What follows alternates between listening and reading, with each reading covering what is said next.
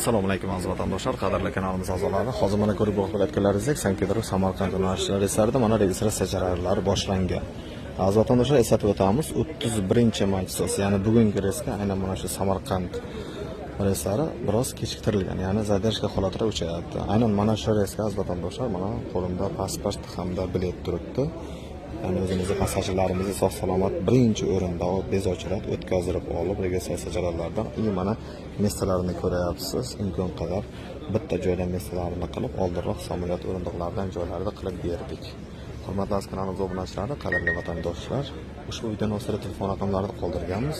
Bemalol aloqaga chiqaverasizlar. Mana shunaqangi kimga ishonch biletlar kerak bo'lsa, nomerlarga bog'lanib bizlardan biletni olaverasizlar. Aeroportdagi xizmat ko'rsatishda nasib bo'lsa kamina ishlarda bo'ladi. Sizlar bilan uchrashgan tarzda nasib bo'lsa yordam qilaveramiz. Sog' bo'lingizlar, salomat bo'lingizlar.